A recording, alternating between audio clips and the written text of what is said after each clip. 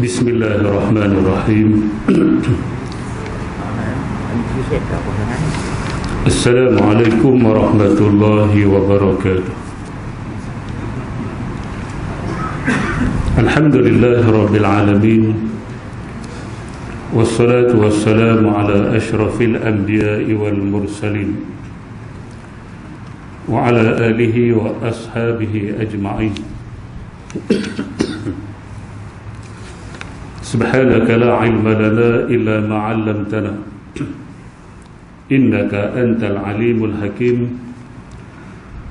Qala rabbi shrah li sadri wa yassir li amri wahlul 'uqdatam min lisani yafqahu qawli, amma ba'd.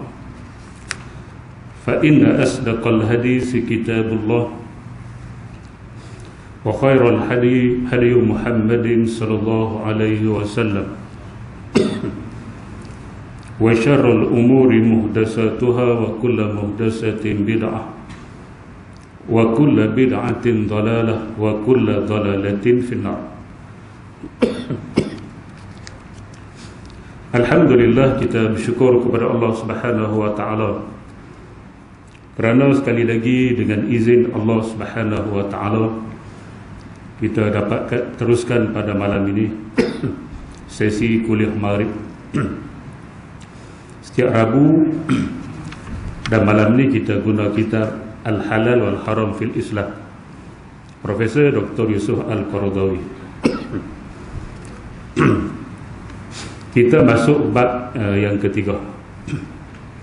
Tajuk bawah bab yang ketiga, halal dan haram dalam perkahwinan dan kehidupan berkeluarga.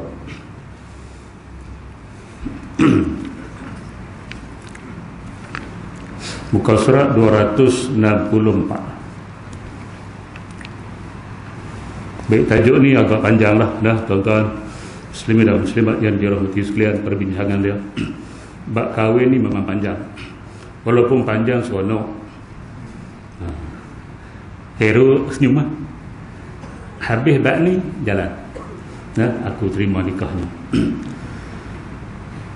Baik, 264 kita tengok dia punya tajuk dia, halal dan haram dalam perkahwinan dan kehidupan berkeluarga. Dia akan bincang empat perkara sahaja. Yang pertama dari sudut gharizah, maknanya naluri semula jadi ataupun keinginan. Yang kedua dari sudut perkahwinan itu sendiri. Yang tiga dalam perhubungan suami isteri, halal haram dalam perhubungan suami isteri.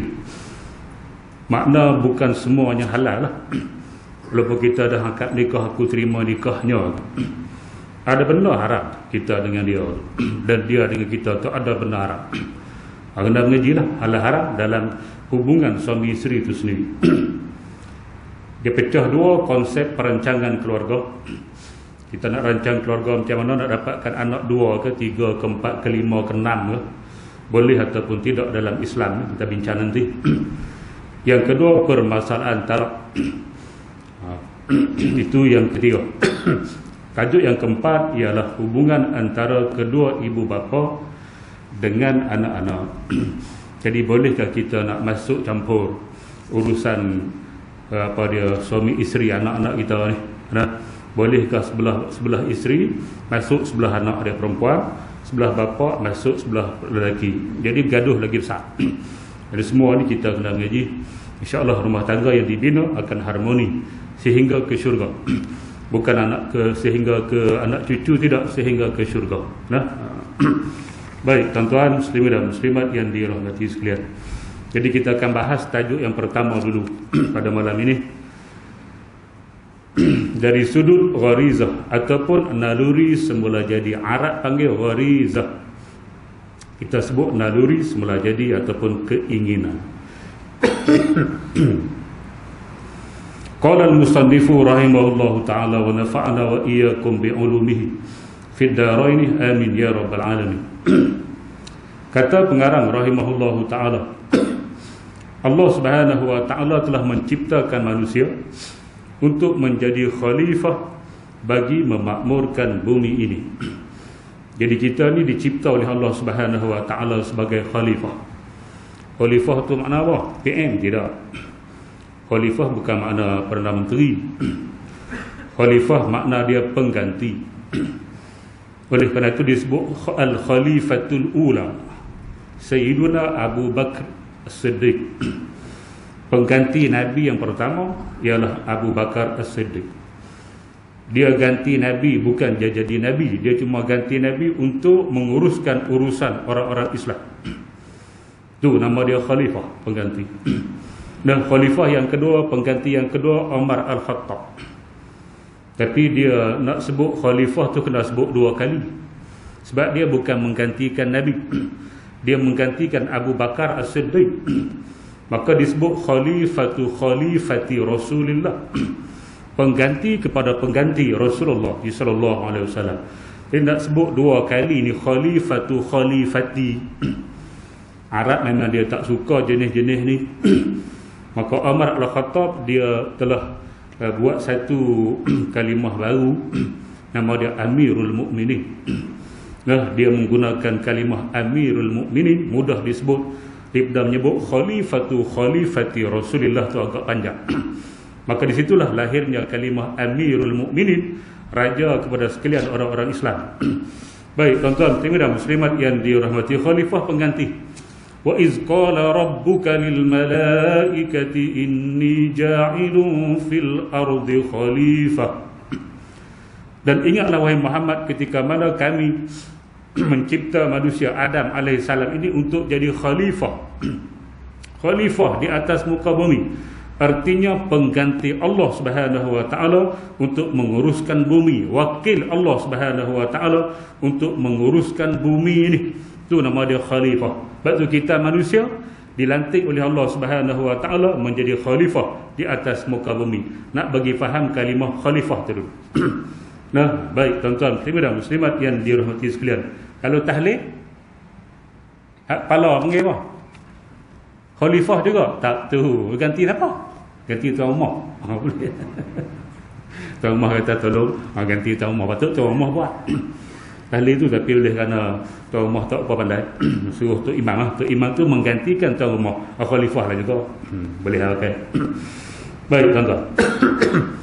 Tujuan ini tidak akan tercapai dan dapat disempurnakan melainkan dengan mengekalkan manusia yang bakal menguasai bumi ini agar kehidupan mereka berjalan dengan bercucuk tanam, membuat barang-barang keperluan tu khalifah. Nah, membangunkan rumah dan mengisinya dengan sebarang keperluan. Kemudian dia mesti menunaikan pula hak Allah Subhanahu Wa Taala ke atasnya. Jadi nak jadikan manusia sebagai khalifah, dia kena kekalkan. Kalau tak kekal, dia akan hapuslah. Bila hapus, tak ada lah tuan-tuan, manusia ni akan hilang daripada bumi. Maka Allah Subhanahu Wa Taala akan mengekalkan spesies manusia. Cara nak kekal macam mana? Ni gharizah. Nah, untuk menyempurnakan penciptaan manusia, Allah Subhanahu Wa Taala telah melengkapkannya dengan pelbagai gharizah, yakni naluri, semula jadi keinginan dan nafsu yang dapat menjadikan manusia ke arah kehidupan yang membentuk satu bangsa. Dia kena ada naluri ni, gharizah.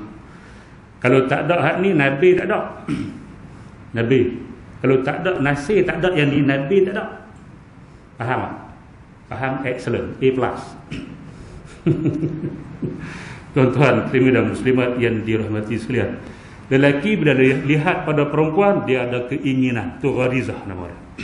Tu gharizah nak bagi tahu. Nah, tengok pada KFC, dia ada keinginan. Itu gharizah. Tengok kepada cendol ada keinginan. Tu nama dia gharizah.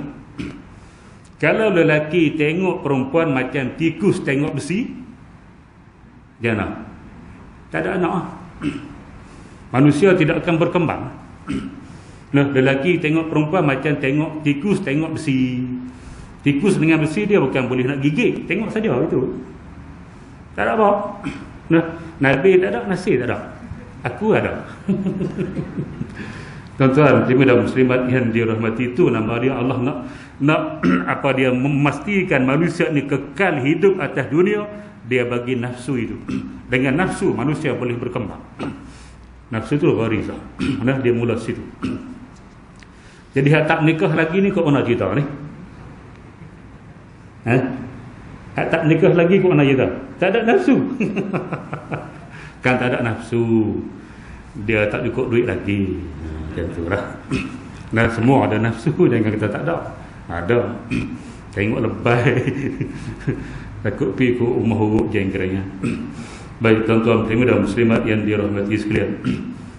Naluri itu ada. Nah, tapi bila tidak ada kemampuan, tak apa. Antara naluri, banyak naluri ni. Antara naluri semula jadi yang terdapat dalam diri manusia ialah keinginan kepada makanan dan mencari makan sehingga kenyang supaya dia dapat terus hidup di atas muka bumi ini. Itu nama dia nafsu makan. Nafsu makan. Nafsu makan ini akan diuji oleh Allah Subhanahu Wa Taala. Nafsu makan, nafsu minum dan nafsu seksual ini akan diuji oleh Allah Subhanahu Wa Taala di bulan Ramadan. Dia akan uji 3. Apabila sudah kenyang, tengok betul-betul, apabila sudah kenyang, timbul pula keinginan seks, di mana dengan timbulnya keinginan ini dia akan tertarik kepada yang lain dan dapat meneruskan kehidupannya. Banyak makan, dia banyak ayak mani. Nah, bila kita banyak makan, maka kita akan banyak air mani. Bila banyak air mani, nafsu kita menjadi Power Rangers. Jangan gelak. Kurangkan makanlah. Nah, sebab tu Nabi sebut ya ma'syarul syabab. Khairul dengar betul-betul. Nah, hadis ni saya tujukan pada Khairul. Tujuh lagu, 7 hadis lagi bagus, 7 lagu tak bagus. Nah, ya ma'syarul syabab, man istata'a minkum alba'ata falyatazawwaj fa innahu aghaddu lil basar wa ahfazu lil faraj wa man lam yastati' fa alayhi bis-siyam fa innahu wija. Nah, atau kama qala sallallahu alaihi wasallam. Nabi kata, wahai pemuda-pemuda Islam. Dia panggil pemuda. Siapa hak muda? Nabi panggil dia. Siapa rasa dia muda lah. Saya dah 35 dah, boleh kita muda lagi lah. Cik Nasir 33 lagi muda. Ya masyarul syabab, wahai pemuda-pemuda Islam. Sesiapa yang mampu untuk membayar al-ba'ah. Al-ba'ah ni kita kata belanja kahwin. Nah, hari ni kalau yang biasa-biasa ni tuan-tuan, anak-anak dara yang biasa-biasa ni kira atas 10, bawah 20. Bawah 10 jangan cari hidup. Di Tualang ada bawah 10, Tualang. Ada nak pergi cari 3. Ada bawah 10. Tak ada. Tu Tualang. Tualang 3 jangan tanya. Nah, bawah 10 ni zaman 70-an, 80-an, 90-an tu bawah 10. Saya menikah 3,000 lah. Cik Nasir, jangan malu cerita. Tak ada dah lah ni. Atas 10, bawah 20. Ini biasa. Artis jangan tanya 100,000 jangan tanya. Nah, orang biasa ni. Bawah 10, atas 10, bawah 20. Kalau kita dah ada 20,000 kita kata. Satu lagi kita ada kemampuan, kita dah ada kerja, ada gaji tetap yang boleh nak sara bini kita, seterusnya anak-anak yang bakal lahir. Falyatazawwaj, nikahlah tunggu apa lagi? Lembu 9 ekor. Bola lembu 10 ekor, jual 2 ekor boleh nikah 16,000. Tuan-tuan dan muslimat yang dirahmati sekalian, nikah Nabi suruh, bukan saya. Nabi suruh falyatazawwaj. Naklah dia berkahwin. Sebab apa? Fa innahu aghaddu lil basar. Kerana perkahwinan itu lebih memelihara pada pandangan mata. Masa tak nikah mata dia galak tengok perempuan ni. Nah, Nabi tengok duk galak ha. Orang panggil mata keranjang. Mata keranjang pada dia nasi. Lihat perempuan bawa keranjang. Tu keranjang. Ranjang tu ranjang apa dia? Hero, ranjang apa dia? Katilah. Tengok perempuan, bawa dia naik atas katil. Dari segi khayalan dia, dia berkhayal. Tengok perempuan cantik, balik rumah khayal. Peluk perempuan tadi, bawa pergi atas katil. Itu nama dia mata keranjang. Tu bahaya. Sebab tu Nabi sebut, bila kita menikah ni, fa innahu aghaddu lil basar. Perkahwinan itu lebih memelihara kepada pandangan.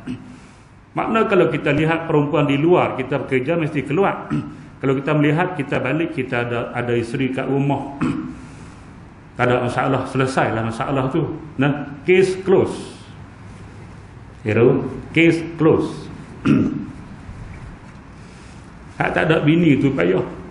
Nah, kes rogol banyak mana, kes rogol. Kes tu dia nak nikah tak boleh, rogol. Bukan sekadar rogol manusia, lembu di rogolnya. La ilaha illallah. Kat di Terengganu umur 50, rogol kambing, mati kambing. Pecah dah. Jangan belah kambing. La ilaha illallah. Tu gharizah. Tuan-tuan, muslimat muslimat yang dirahmati sekalian. Sebab tu cukup al-ba'ah, perbelanjaan itu menikahlah kata Nabi. Kerana dia lebih menjaga pandangan mata. Wa ahsanu lil faraj, dan lebih memelihara kemaluan. Mana dia tidak akan merogoh, dia tidak akan zina. Paling-paling minimum pun hak kemaluan yang kita kena jaga, hak termasuk dalam dosa ini, ialah masturbation. Orang paling panggil, Perlis panggil, tak tahu. Masturbation. Terjemah Melayu pun masturbasi. Ayat liuk basi ke apa. Kok ke kampung-kampung dia panggil melancap. Yang saya tahu tak? Yang tu famous lah dalam kalangan pelajar ni. Pelajar remaja-remaja 15 ke atas. Hak ni penyakit paling utama, melancap, masturbation. Walaupun dia tak kena sebat macam zina, tak kena rejam macam zina, tapi dia tetap berdosa ikut pandangan jumhur ulama. Haram, kecuali tempat-tempat tertentu yang diharuskan darurah. Bila? Tunggu sampai masa aku cerita. Sabar nah. Baik, tuan-tuan dan muslimat yang dirahmati sekalian. Jadi tak boleh, kita tak boleh merogol, tak boleh zina, tak boleh melancap pun, tak boleh. Itu kehormatan yang perlu dijaga. Maka bila kita dah kahwin, benda tu case close.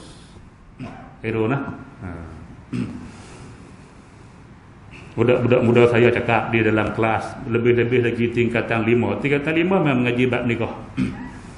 Nah, bab nikah mereka tak pernah tidur. Kalau aku masuk ngajak, mata gini, jeging.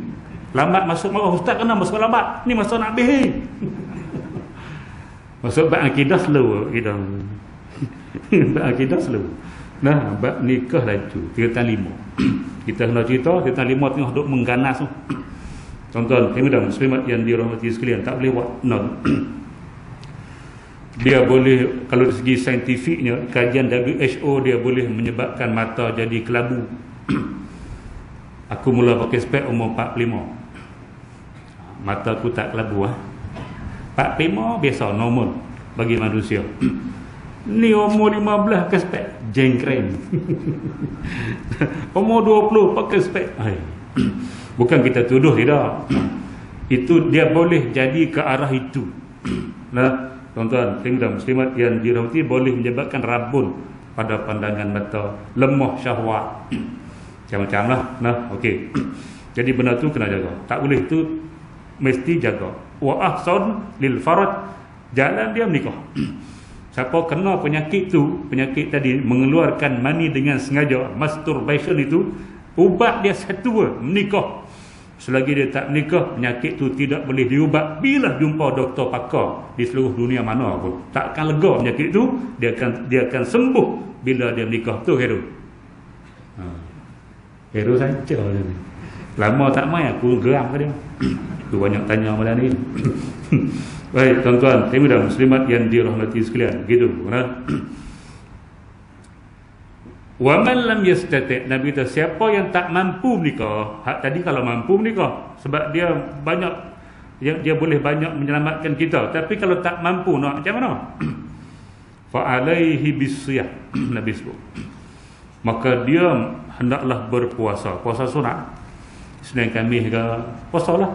Banyak puasa sunat. Sebab apa puasa? Ni, sebab bila kita perut lapar, air mani tak ada. Bila air mani tak ada, nafsu dia kurang. Nah, dia sebut apabila sudah kenyang, timbul pula keinginan seks. Sebab bila kenyang, memang seks akan timbul. Bila kita lapar, dia akan down. Maka dua golongan manusia. Yang pertama, pemuda-pemuda yang belum berkahwin dan dia nak kahwin tapi dia tak mampu.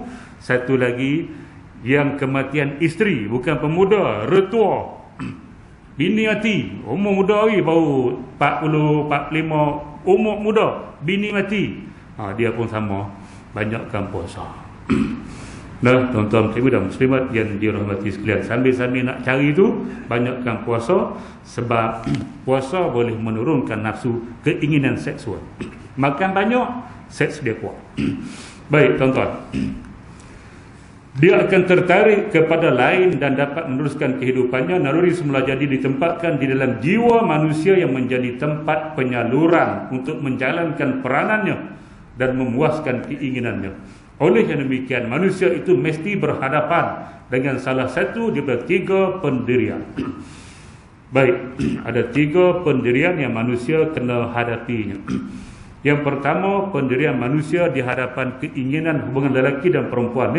Yang pertama, salah satu pendiriannya mungkin dia membebaskan keinginan seks dengan berjalan ke mana saja yang disukainya dan dengan apa jua cara, tanpa batasan yang dapat menahannya seperti agama, budi pekerti atau adat, sebagaimana yang terdapat dalam ideologi hidup penuh kebebasan daripada kumpulan orang yang tidak mempercayai agama dan tidak mengikut nilai-nilai budi yang mulia. Ideologi ini akan menjadikan martabat manusia seperti binatang, merosakkan kehormatan diri, keluarga dan juga masyarakat. Bila Allah bagi gharizah, satu kumpulan manusia yang akan timbul ialah kumpulan yang menggunakan gharizah ataupun keinginan seksual ini secara mengkhinzir buta. Tahu mengkhinzir buta? Jangan saya. Mengkhinzir buta tahu? Ini bahasa baru, tak ada dalam bahasa dan pustaka.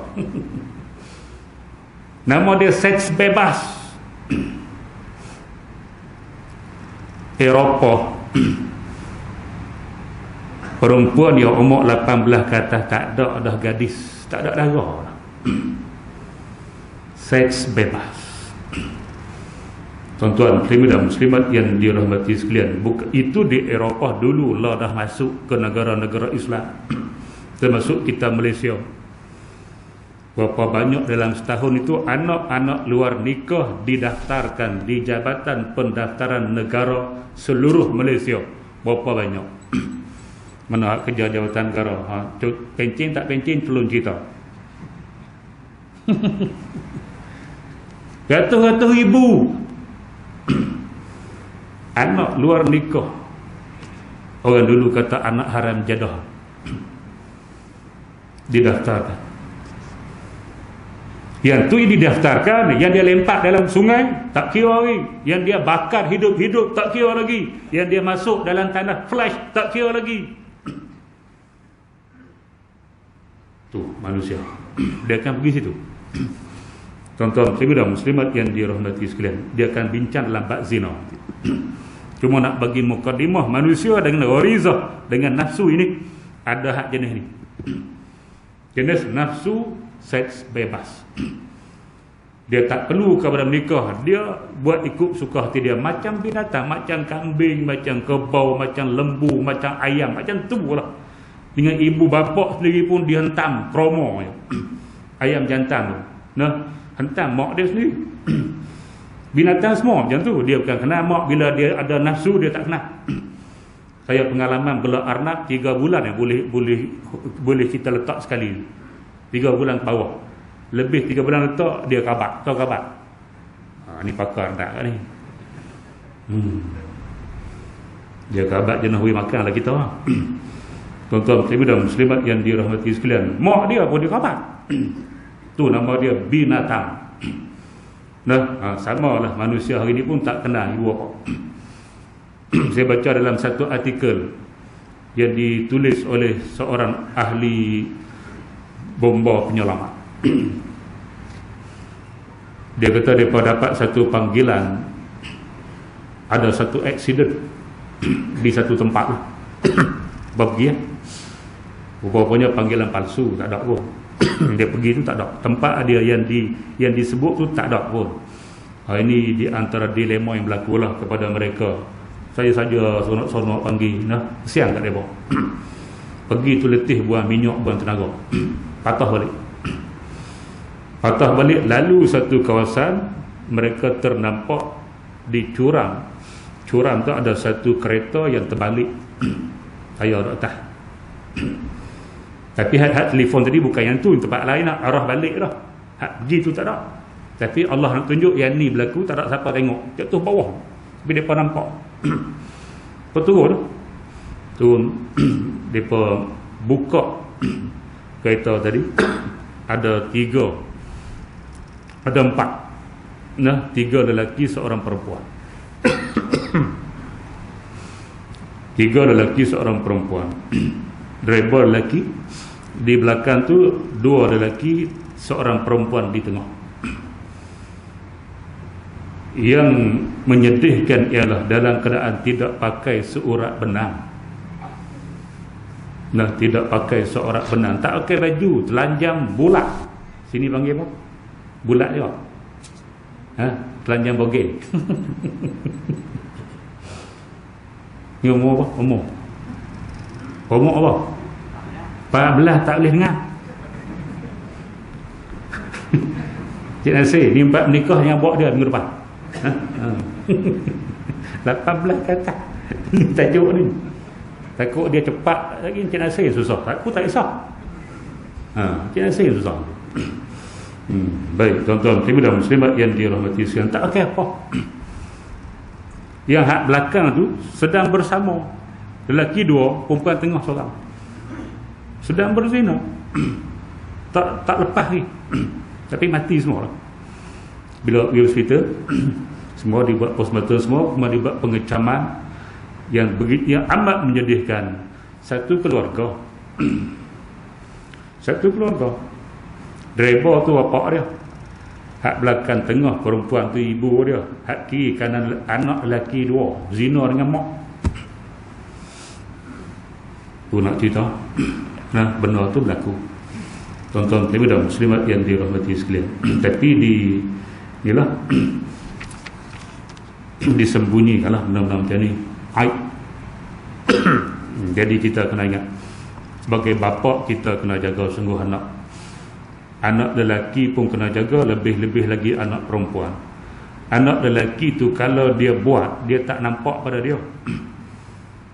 Nak nampak tunggu umur 45 tu. Oh, nampak mengandung. Masa dia muda tak nampak, nipih perut. Nipih perut, tak nampak. Dia nak nampak bunci perempuan. Anak perempuan tu dia lepas kata, ini lelaki datang ambil, bawa pergi merata, musim-musim cuti, pergi lata, pergi macam-macam. Tuan-tuan dan muslimat yang dirahmati sekalian, penuh di taman-taman rekreasi penuh. Ambil iktibar lah. Kalau Allah boleh buat di Selangor, tak ada masalah dia nak buat di Kedah. Tuan-tuan dan muslimat yang dirahmati sekalian, tidak dijangka Selangor mana pernah jadi. Tapi bukan kita nak tuduh, kita ambil iktibar. Jangan jadikan rumah Allah ni kosong. Selepas PKP 6 bulan kita tak datang masjid, bila dibuka kita tak datang juga masjid. Kita tak datang tu lah. Kita datang tu datang. Dia pergi rata, pergi Langkawi, pergi semua taman-taman rekreasi, mana-mana pusat-pusat peranginan penuh, kedai-kedai makan penuh, rumah Allah kosong. Allah boleh buat. Innallaha ala kulli syai'in qadir. Dia sangat berkuasa. Dalam masalah ini jaga betul-betul lah. Kita sebagai ketua keluarga, ar-rijalu qawwamuna 'alan nisa, lelaki adalah pemimpin kepada perempuan dan pemimpin kepada ahli keluarganya. pastikan anak-anak dia tidak bebas keluar. Lebih-lebih lagi yang perempuan ikut lelaki, pergi sana, pergi sini, peluk sana, peluk sini. Tahu? Nak bawa? Jangan bawa. Bahaya. Nah, tuan-tuan, muslimin muslimat yang dirahmati siang itu. Itu ambil iktibar. Apa-apa berlaku pun ambil iktibar.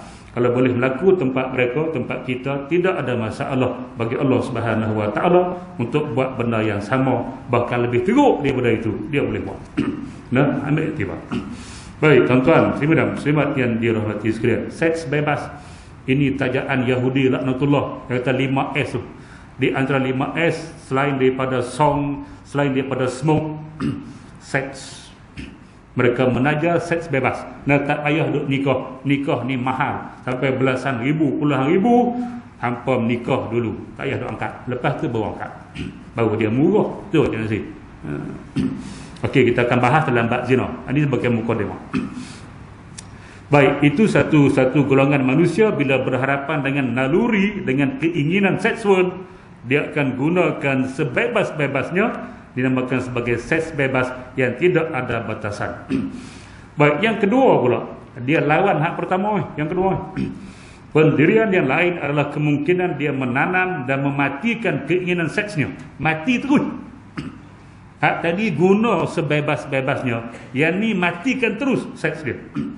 Sebagaimana yang terdapat dalam ideologi orang yang memandang rendah hubungan seks sebagai sesuatu yang menjijikkan, seperti golongan kaum Mano dan rahib-rahib Kristian. Padri-padri tak boleh nikah kan? Siapa matikan seks. Dan yang seumpama dengannya.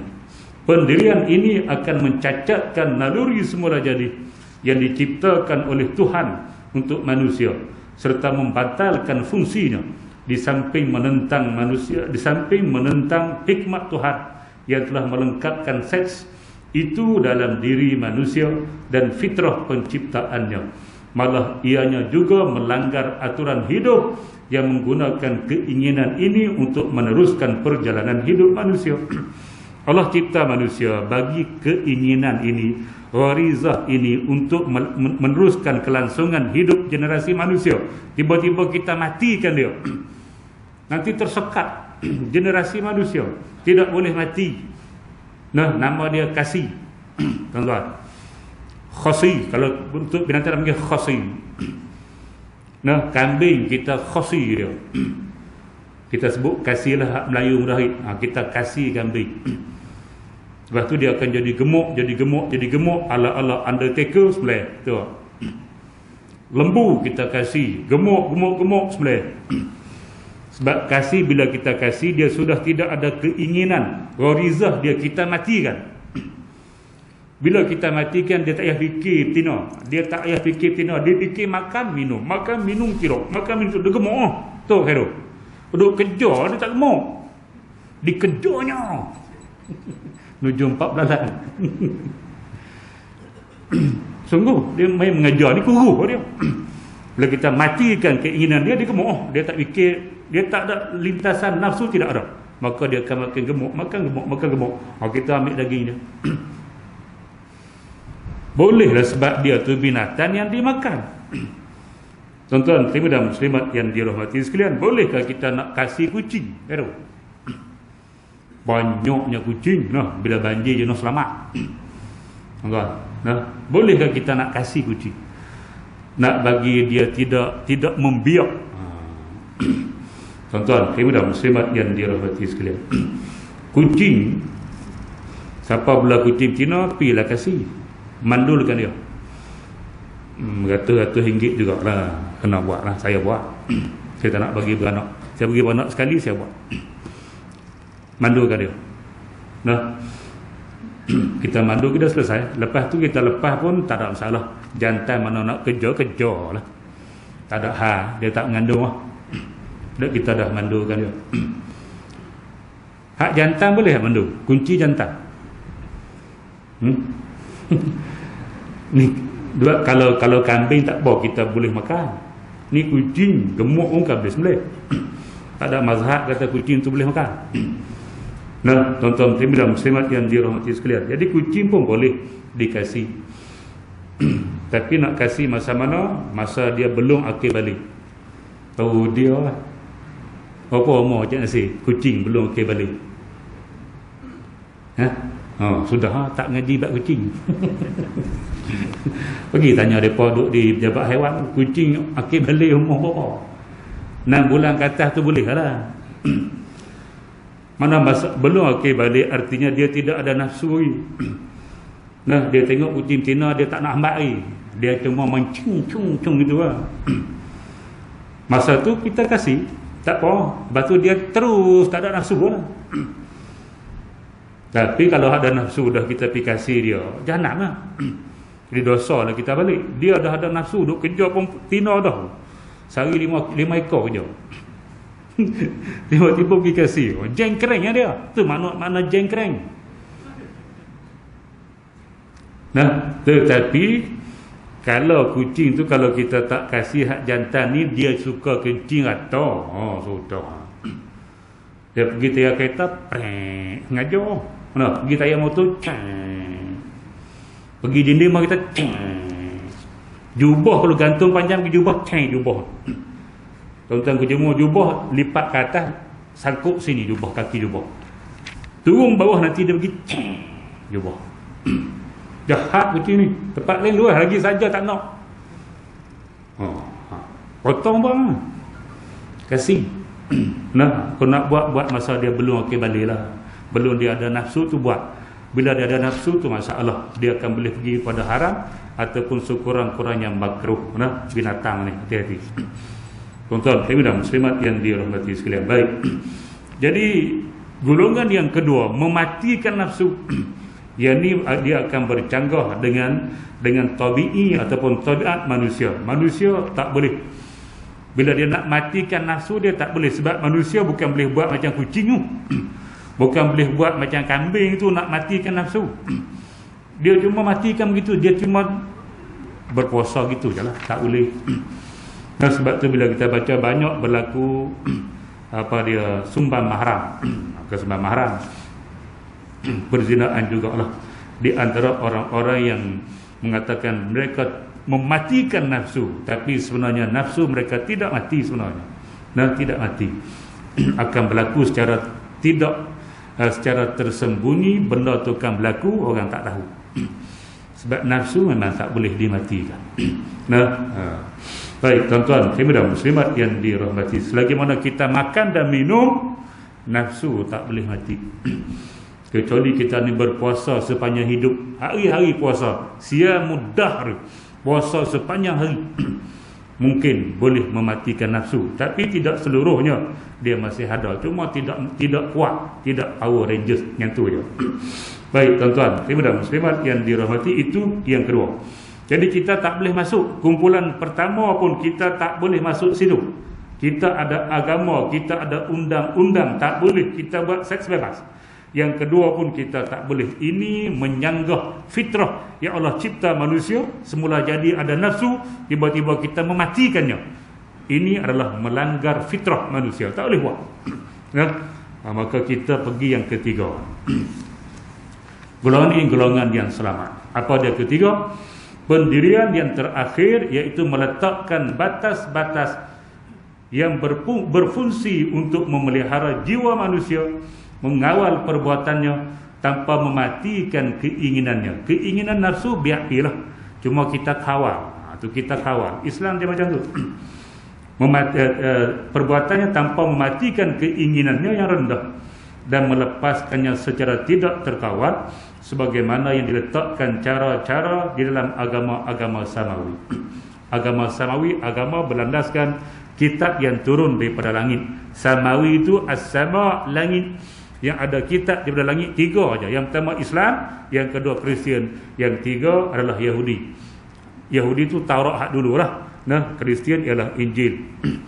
Baik, tuan-tuan, yang telah mengharamkan perbuatan zina, semua ni haram. Kristian pun mengharamkan zina, Yahudi pun mengharamkan zina, Islam pun mengharamkan zina dalam kitab-kitab daripada langit. Serta mensyariatkan pernikahan. Bila dia mengharamkan sesuatu, maka dia buka jalan. Itu Islam. Itu Islam. Sebab tu bila kita kita nak tegah manusia pergi jumpa bomoh bomoh tradisional yang melakukan upacara perubatan yang bercanggah dengan akidah lah, maka kita panggil bomoh yang tu. Kalau dia buat cara perubatan dia mengikut syarak, kita tak panggil bomoh, kita panggil perubatan Islam. Tuan-tuan, nah bila sebut bomoh, tuan-tuan kena faham, bomoh ialah cara merawat dia tidak ikut syariat, kita panggil bomoh. Kalau cara merawat dia ikut syariat, kita panggil dia cara perubatan Islam. Jadi walaupun dia tidak ustaz, tidak syarat ustaz untuk merawat, tapi dia kena ikut kaedah-kaedah syarak bila dia merawat. Baik, tuan-tuan muslimin dan muslimat yang dirahmati sekalian. Bila kita nak suruh masyarakat Islam jangan jumpa bomoh yang merawat tidak ikut syarak ini, maka kita kena buka yang ikut syarak. Kena buka perubatan Islam, biar mereka datang pada kita, jangan pergi sana. Tapi kalau kita larang dia pergi sana, dalam masa sama kita tak buka, dia nak pergi mana? Sebab tu bila larang mesti dia buka. Sebab benda bila kita tutup, kalau kita tak buka, dia akan melimpah. Nah, ni satu parit, contoh parit, contoh. Nah, parit ke sungai ke tak kira. Baik, kita stop sini, kita belak, panggil belak. Kita stop situ. Air dia akan terhenti. Nah, bila terhenti, kita kena buka satu saluran di sini ataupun di sini untuk air itu keluar jalan lain. Kalau kita stop sini, saluran lain tidak dibuka, dia akan naik ke atas. Dia akan melimpah, betul tak? Agama syariat macam tu. Bila dia tutup zina, tutup pintu zina, dia buka pintu pernikahan. Kalau tutup pintu zina, tutup pintu menikah, jadi ke mana? Jadi ke mana? Kabat.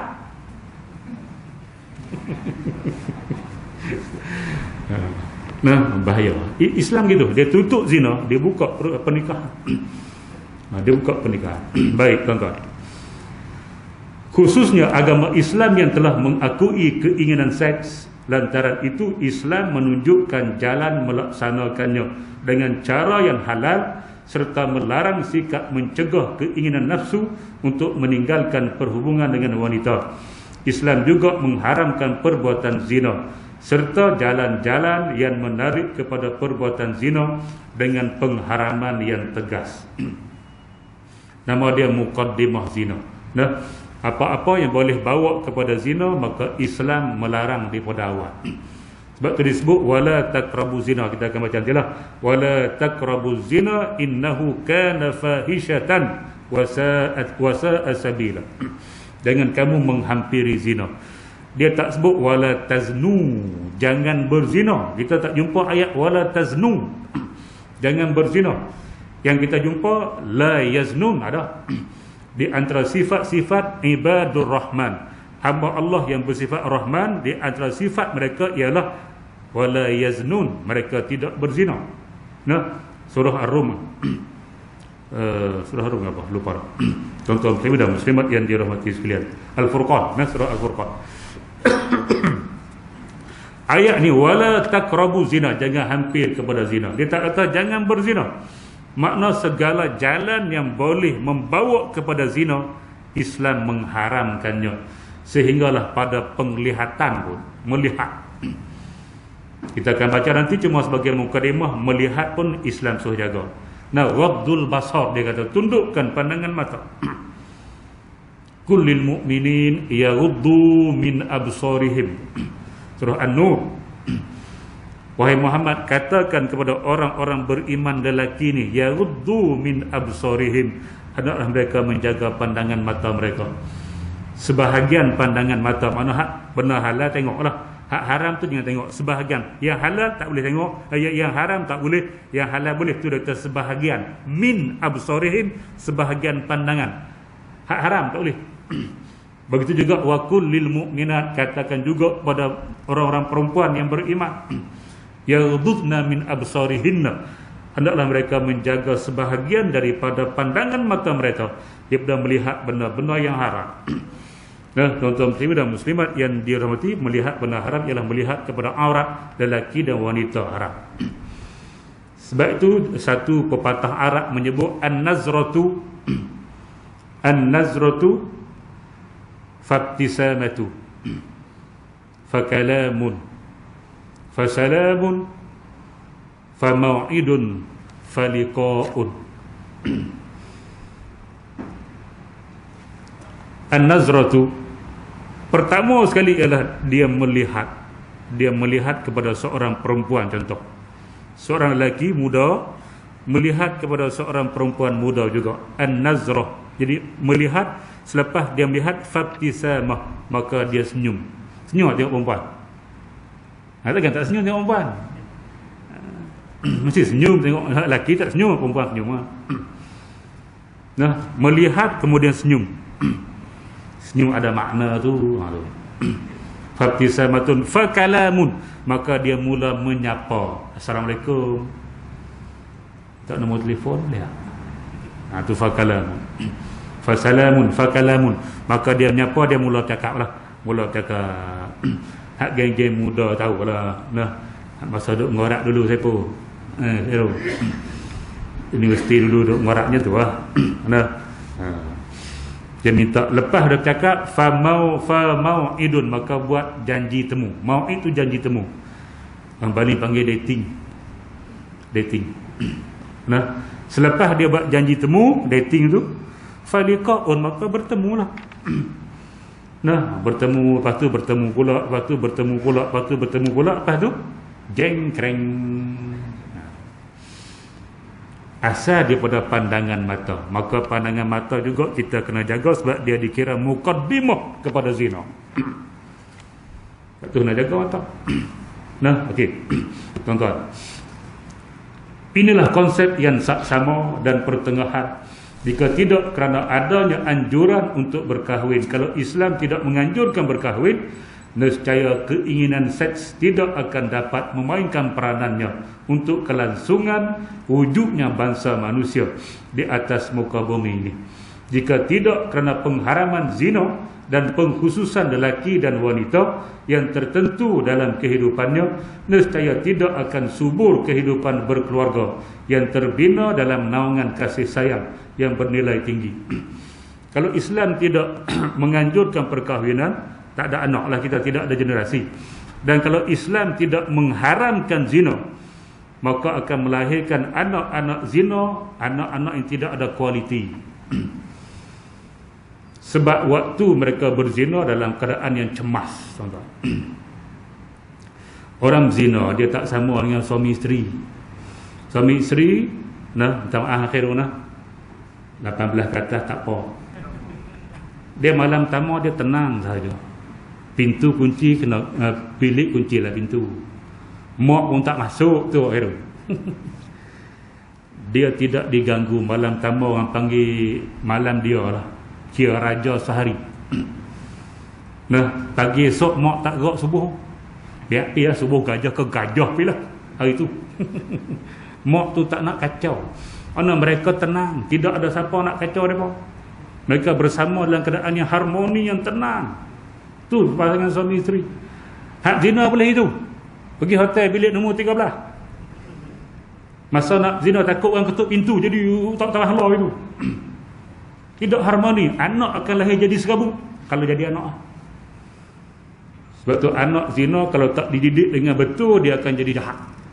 Anak hak tak zina halal pun jadi jahat. Tapi anak zina lebih risiko tinggi untuk jadi jahat. Kalau kita tak didik dia betul-betul anak zina. Nah, sebab dia tidak, keluarga yang hasil daripada zina, dia tidak akan harmoni. Anak-anak jadi perangai dia jahat, akhlak dia buruk.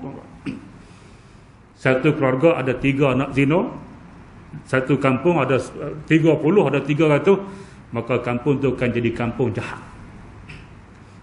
Tak nak. Sebab tu anak zina diharam. Kita nak anak halal yang harmoni, nah, dan akan mengharmonikan satu kampung, mengharmonikan satu negeri, dan mengharmonikan satu negara. Sebab itu Islam mengharamkan zina. Baik tuan-tuan, muslimin dan muslimat yang dirahmati sekalian. Jika tidak kerana adanya keluarga yang bahagia, keluarga yang bahagia akan lahir daripada suami isteri yang sah nikah. Kalau yang tidak nikah, dia tidak akan ada istilah keluarga bahagia. Nescaya tidak akan lahirlah masyarakat yang baik, lantas menjurus ke arah pencapaian kemajuan dan kesempurnaan. Nah, baik tuan-tuan ibu dan muslimat yang dirahmati sekalian, saya kena berhenti situ dulu. Kalau saya masuk jangan hampir zina, dia akan pergi pada pukul 9. Nah, bini pesan jangan balik lebih pukul 9. Bukan takut bini, hormat. Saya baru sampai ada baling sampai 6.40. Mandi start kereta mari. Letih daripada pagi. Nah, jadi saya nak balik rehat. Jadi berhenti sat. Kita akan sambung yang ni kira tahun depan lah. Nah, tahun depan. Muka surat 267 tanda nah, jangan menghampiri zina. Baik, jadi sekadar itu dulu. Tuan-tuan dan muslimat yang dirahmati sekalian, kita akan buka soalan tahun depan lah. Kepada tanya bila nak buka soalan tahun depan lah. Tengok okey, kita akan buka balik lah. Nah, untuk 3-4 soalan insya-Allah. Jadi sekadar itu dulu. Yang baik datang daripada Allah Subhanahu wa taala, yang buruk kelemahan diri saya sendiri. Aqulu qauli hadza wa astaghfirullahal azim li wa lakum. Wassalamualaikum warahmatullahi wabarakatuh. Bismillahirrahmanirrahim. Alhamdulillahirabbil alamin. Wassalatu wassalamu ala asyrafil anbiya'i wal mursalin wa ala alihi wa ashabihi ajma'in. Allahumma inna nas'aluka al-huda wat-tuqa wal-afafa wal-ghina. Allahumma ij'al jam'ana hadza jam'an marhuma wa tafarruqana min ba'dihi tafarruqan ma'suma. ولا تجعل اللهم فينا ولا معنا ولا من يتبعنا شقيا ولا مطرودا ولا محروما يا رب العالمين والحمد لله رب العالمين. تقبل الله منكم.